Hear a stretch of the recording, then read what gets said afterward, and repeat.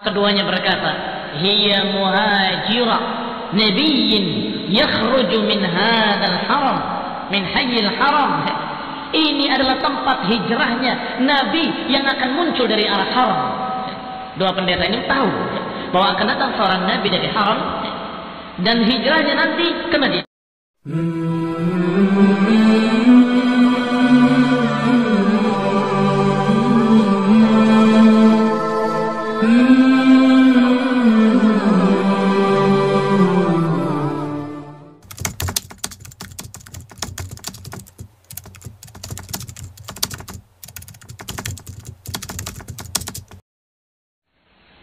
Innal hamdalillah nahmaduhu wa nasta'inuhu wa nastaghfiruh wa na'udzu billahi min shururi anfusina wa min sayyiati a'malina man yahdihillah fala mudilla lahu wa man yudlil fala hadiya lahu wa ashhadu an la ilaha illallah wahdahu la sharika lahu wa ashhadu anna Muhammadan 'abduhu wa rasuluh sallallahu alaihi wa ala alihi wa ashabihi wat tabi'in وتابع التابعين ومن تبعهم بإحسان إلى يوم الدين. يا أيها الذين آمنوا اتقوا الله حق تقاته ولا تموتن إلا وأنتم مسلمون. يا أيها الناس اتقوا ربكم الذي خلقكم من نفس واحدة وخلق منها زوجها وبث منهما رجالا كثيرا ونساء واتقوا الله الذي تساءلون به والأرحام إن الله كان عليكم رقيبا. يا أيها الذين آمنوا اتقوا الله وقولوا قولا سديدا يصلح لكم أعمالكم ويغفر لكم ذنوبكم ومن يطع الله ورسوله فقد فاز فوزا عظيما. أما بعد، إخواني في الدين أعزكم الله. Kita lanjutkan riwayat Ibnu Hisham dari Ibnu Ishaq radhiyallahu taala anhuma rahimahullah, semoga Allah rahmati keduanya, yaitu pasal berikutnya tentang istilahu Abi Karib Tubban As'ad ala Malikil Yaman. Yang berikutnya yang dikisahkan adalah bagaimana kekuasaan Yaman diambil dan dikuasai oleh seorang yang julukannya Abi Karib, namanya Tubban As'ad.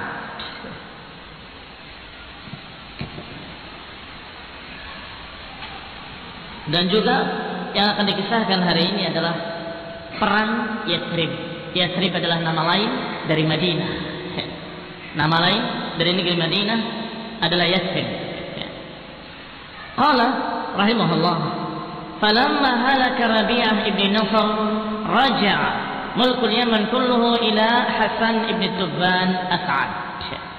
Bahwasanya ketika binasa Rabi'ah ibn Nasr, ini raja yang kemarin Rabi'ah ibn Nasr yang bermimpi dengan mimpi yang katanya mengerikan, yang kemudian ditafsirkan dengan tafsir-tafsirnya, dia binasa, meninggal, dan kemudian digantikan oleh seorang yang bernama Hasan ibn Tubban As'ad.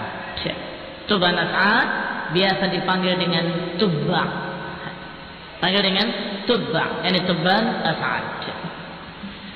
Karena Abu Tubban As'ad qad ja'ala tariqahu hina aqbala min al-mashriq ala al-Madinah falam yahij ahluha wa khallafa baina adhhurihim ibnan lahu. Bahwasanya Tubban As'ad, bapaknya Hasan, dia biasa menjadikan jalannya ketika dia ke Masyriq melewati Madinah. Jadi biasa dia ke Masyriq, kemudian ke Yaman melewati Madinah. Dan dia dalam keadaan tinggal di Madinah beberapa saat, sampai dia melahirkan seorang anak di Madinah.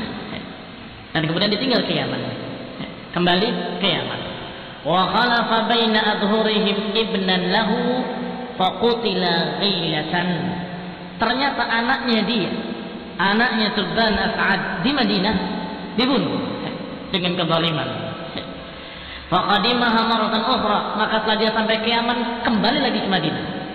Kembali ke Madinah untuk menuntut tentang anaknya kenapa dibunuh. wa huwa mujmi'un li ikhrabiha wa isti'saliha ahluha. Dan Raja Yaman ini bertekad untuk merusak kota Madinah dan mengusir seluruh penduduknya dan membantai mereka semuanya. Fajama'u hadzal hayy min al-ansar. Maka Madinah pun mendengar berita itu bahwa pasukan Yaman akan datang, maka dia mempersiapkan kekuatan yang mereka punya dari para Ansar, para penolong-penolong yang ada di sekitar Madinah yang siap untuk berperang. Wa ra'aituhum Amr ibn Dhallah. Pimpinan orang-orang yang membela Madinah dipimpin oleh Amr ibn Dhallah. Faqtatalu, akhirnya berperanglah. Terjadilah peperangan di Yathrib atau di Madinah antara penguasa Yaman dengan tentaranya dan Amr ibn Dhallah dengan pasukannya di Madinah. Tentunya tidak seimbang kekuatannya. Jelas jauh lebih kuat pasukan Yaman dan diperhitungkan bakal kalah. Orang-orang Madinah bahkan kalah dan bahkan hancur. Maka datanglah dua pendeta. Qalat azumul Ansar, tetapi Ansar sejak dulu memang kaum yang unik. Orang-orang Ansar, orang-orang Madinah yang membela Madinah tadi orang-orang yang unik sehingga mereka memerangi orang-orang Yaman tadi di siang hari. Tapi di malam hari dipersilahkan untuk makan dan minum. Dijamu sebagai tamu. Maka diriwayatkan di sini kanu yuqatiluna bin nahar wa yaqrunahu bil lail. Bahwasanya mereka ini adalah orang-orang yang memerangi pendatang-pendatang tadi di waktu siang dan kemudian dia menjamunya di malam hari. Karena sebagai tamu, maka dijamu di malam hari. Tapi di siang hari terjadilah pertempuran seperti biasanya. Wa yu'jibuhu dzalika minhum. Dan ini sungguh membuat kagum Raja Yaman bahwa ini mereka bukan orang biasa, bukan orang sembarangan, orang-orang istimewa atau suku yang sungguh dermawan. Fabainama Tubba' ala dzalik, dan ketika Tubba' yang dimaksud Tubba' As'ad disebut saja dengan kalimat ringkas yaitu Tubba'. Fabaina Tubba'un ala dzalika min qitalihim idja'ahu Habrani. Ketika terjadi pertempuran seperti itu, maka datanglah kepada Tubban As'ad dua orang Habr. Habr itu julukan pendeta Yahudi. Dijuluki dengan Habr. Bentuk jamaknya ahbar. Sebagaimana disebutkan dalam Al-Quran, ittakhadhu ahbarahum wa ruhbanahum arbaban min dunillah. Mereka mengambil ahbar mereka dan ruhban mereka sebagai tuhan-tuhan selain Allah. Yang dimaksud adalah pendeta-pendeta Yahudi. Ahbar bentuk jamak dari habr. Kalau musanna habrani. Qala idja'ahu habrani min ahbari Yahud. Datanglah dua orang pendeta dari pendeta Yahudi. Alimani rasikhani fil ilm. Dua-duanya alim, memiliki ilmu tentang kitab-kitab terdahulu dan dia dalam keadaan rasikh ilmunya, dalam ilmunya. Hina sami'a bima yuridu min ihlakil Madinah wa ahliha. Ketika dua pendeta tadi mendengar bahwa si raja dan penguasa Yaman tadi akan menghancurkan Madinah, diingatkan oleh dua pendeta ini. Qala, keduanya berkata, ayyuhal malik, la taf'al, jangan kamu lakukan. Dan niatmu untuk menghancurkan Madinah, untuk menghancurkan Yathrib dan membantai orang-orangnya, la taf'al, jangan kamu lakukan. Fa innaka in abaita illa ma turid hila bainaka wa bainaha. Sungguh kalau kamu memaksa dan kamu tetap menginginkan apa yang kamu inginkan dan melaksanakan apa yang kamu kehendaki, maka niscaya kamu pasti akan terhalang, pasti akan gagal, dan kami mengkhawatirkan kamu. La na'man 'alaika 'ajilal 'uqubah. Aku khawatir engkau akan ditimpa balasan dari Allah, dari penguasa langit dan bumi. Faqala lahuma, maka berkata Tubba kepada kedua pendeta tadi, lima dzalik, kenapa demikian? Kenapa kalau aku menyerang mereka, aku akan mendapatkan balasan dan aku akan begini, akan begitu?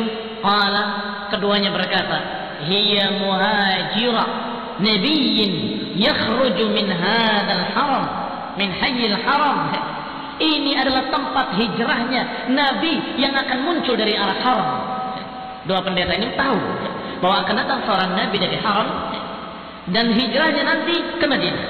Maka negeri ini gak akan bisa kamu hancurkan, karena Allah sudah persiapkan negeri ini untuk tempat hijrahnya seorang nabi. Lihat, ini bukti bahwa pendeta-pendeta Yahudi dan mereka sudah mengetahui akan datangnya nanti seorang nabi, dan tahu pula bahwa nabi akan hijrah ke negeri Madinah. Qala, akan keluar seorang nabi min hadzal haram, dari negeri haram, dari kalangan Quraisy di akhir zaman, takunu darahu wa qararahu, dan negeri ini akan menjadi tempat tinggalnya dan tempat menetapnya. Fatanaha an dzalik, maka raja tadi, penguasa Yaman tadi urung, tidak jadi untuk menghancurkan Madinah. Ra'a anna lahu ilma, karena melihat dua pendeta tadi sepertinya benar-benar memiliki ilmu dan sepertinya meyakinkan. Wa ajabahu ma sami'ahu, dan sungguh mengagumkan si raja tadi apa yang dikatakan oleh dua pendeta tadi. Oh, ini pendeta bukan orang biasa, sepertinya punya ilmu. Fansarafa 'anil Madinah wattaba'ahuma 'ala dinihima, maka tidak jadi melakukan peperangan. Akhirnya dia justru ikut agamanya dua pendeta tadi. Berarti sekarang beragama apa? Yahudi. Yang tadinya musyrikin menjadi seorang Yahudi, mengikuti dan percaya dengan berita-beritanya dua pendeta tadi. Wa kanat tubba'un wa qaumuhu ashabu awthanin ya'budunaha, dan kaum Tubba' adalah orang-orang yang menyembah berhala, yang mereka tidak memiliki agama apapun kecuali menyembah batu-batu dan menyembah pohon-pohon. Maka ketika raja yang mendengar seperti itu, masuk di kepalanya, mulai dia percaya dengan apa yang dikatakan oleh orang-orang Yahudi. Maka berangkatlah ke Mekah, wahiyya tariquhu ila Yaman, dan Mekah pun merupakan jalan dia ke Yaman. Kalau lihat di peta, bahwasanya Syam di atas, Masyriq juga di atas, sedangkan Yaman paling bawah. Dan di antara Syam dengan Yaman adalah Madinah dan Mekah. Sehingga kalau seorang berjalan dari Yaman ke Syam, mesti dia akan melewati Madinah dan akan melewati Mekah. Hatta idza kana baina Usfan wa Amad, ketika dalam perjalanan melewati desa di antara dua desa Usfan dengan Amad di dekat Mekah, tiba-tiba didatangi oleh beberapa orang dari kalangan Bani Hudayl, suku Hudayl ibni Mudrikah.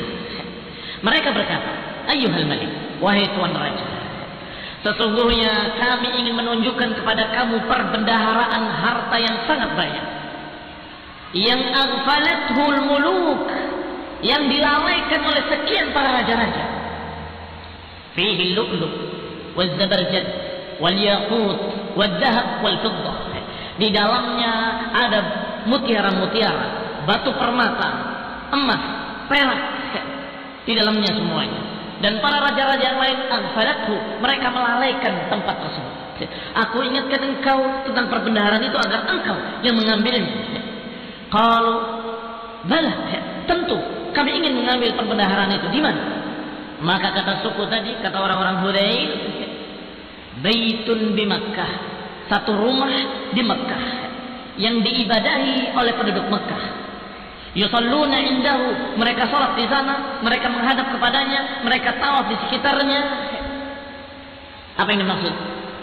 Perbendaharaan yang ada di dalam Ka'bah. Karena mereka kaum jahiliyah, biasa mereka kalau yang namanya sedekah bukan diberikan pada fuqara masakin, tapi mereka lemparkan ke Ka'bah. Mereka masukkan ke Ka'bah semuanya, sehingga tertumpuk harta di sana. Maka kaum Hudayl tadi berpikir, kalau raja ini menginginkan harta, maka niscaya dia akan menyerang Ka'bah dan akan menghancurkannya. Dan niscaya raja ini niscaya akan dilaknat oleh Allah dan akan dibinasakan seperti dibinasakannya kaum-kaum sebelumnya yang ingin merusak Ka'bah. Jadi sudah menjadi satu keyakinan masyarakat Arab bahwa siapa yang mau mengganggu atau mau merusak Ka'bah pasti akan kualat. Karena mereka waktu itu belum dengan agama, hanya dengan keyakinan yang sudah terjadi sekian kali. Setiap orang menghancurkannya, mesti akan dia yang akan binasa. Qala Bani Hudayl, berkata Bani Hudayl, ada satu rumah di sana yang diibadahi oleh penduduk Mekah, yang di sana berisi perbendaharaan harta yang sangat banyak. Wa innama arada al-Hudaliyun halakahu bidzalik. Kata Ibnu Hisham, dan sesungguhnya kaum Hudayl mengajak raja tadi untuk menghancurkan Ka'bah adalah untuk membinasakan agar si raja ini hancur binasa. Lima arahu min halaki man aradahu min al-muluki wa bagha indahu. Karena Bani Hudayl tahu setiap kaum, setiap suku, setiap raja yang ingin menghancurkan Ka'bah mesti mereka akan binasa.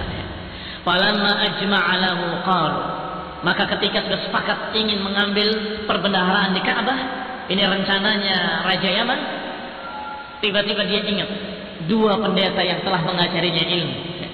Arsala ila Hadr Habraini fasalahu ma'an dhalik, maka diutuslah orang untuk menjemput dua pendeta tadi. Panggil dua pendeta Yahudi tadi yang kemarin menasehati aku untuk jangan menghancurkan Madinah. Panggil mereka. Dipanggil.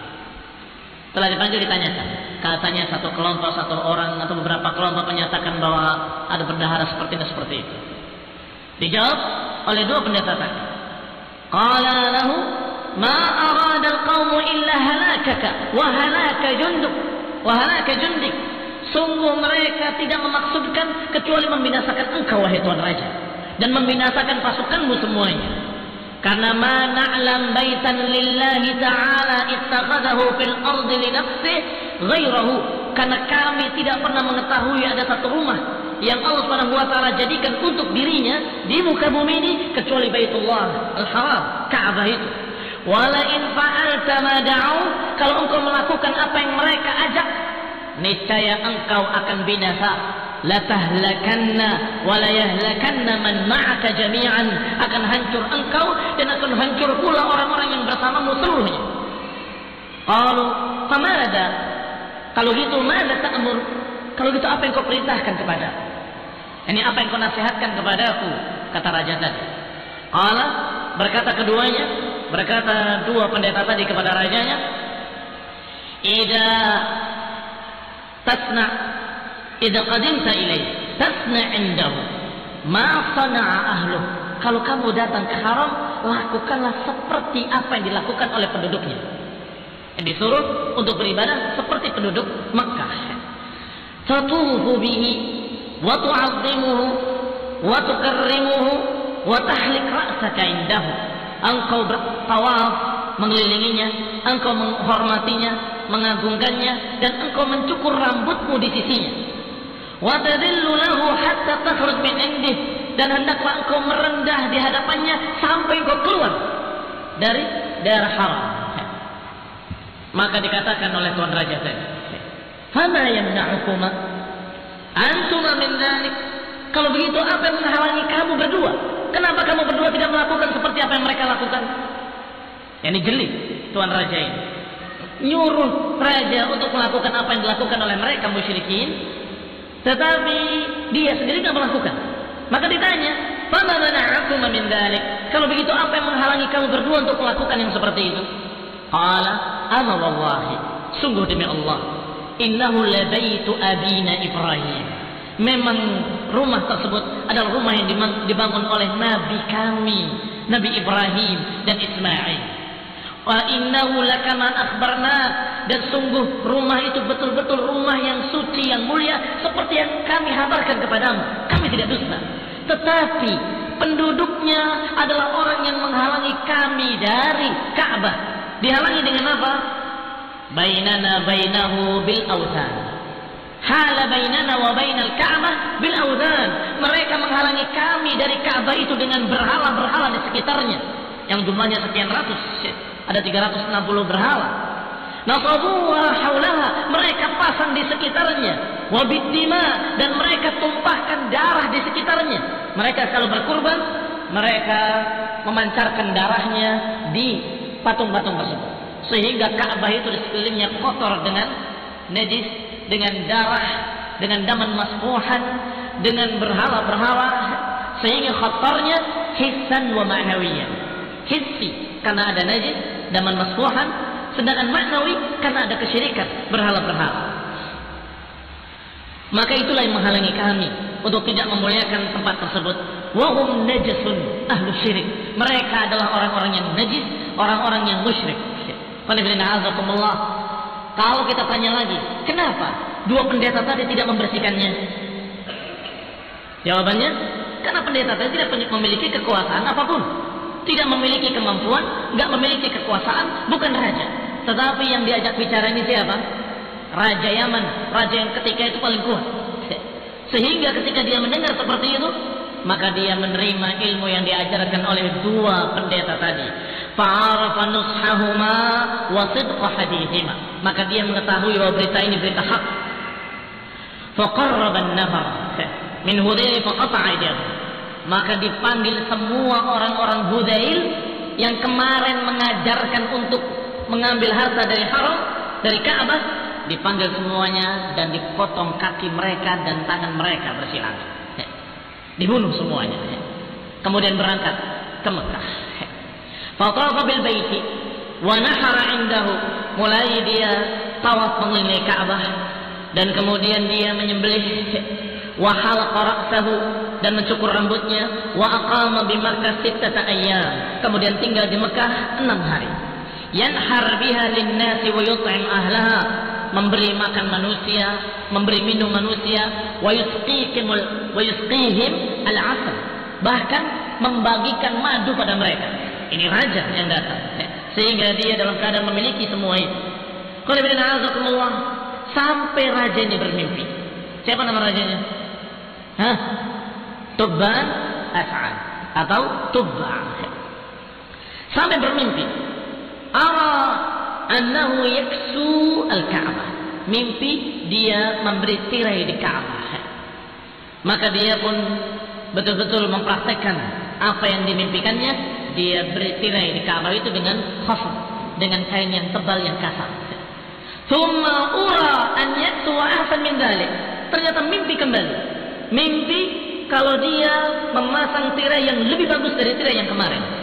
Maka dia ganti yang kemarin kasahul mula wal wasail, maka dia pasang tirai dari mula wal wasail. Ini kain yang halus, kain yang lembut yang ketika itu termasuk yang paling bagus.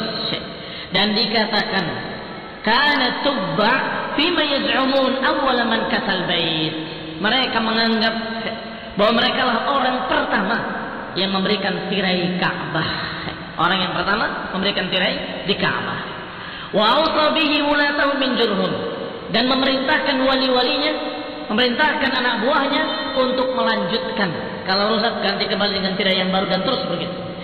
Demikian mereka Tubban dengan tentara-tentaranya setelah tawaf, amarahum bitathhirih.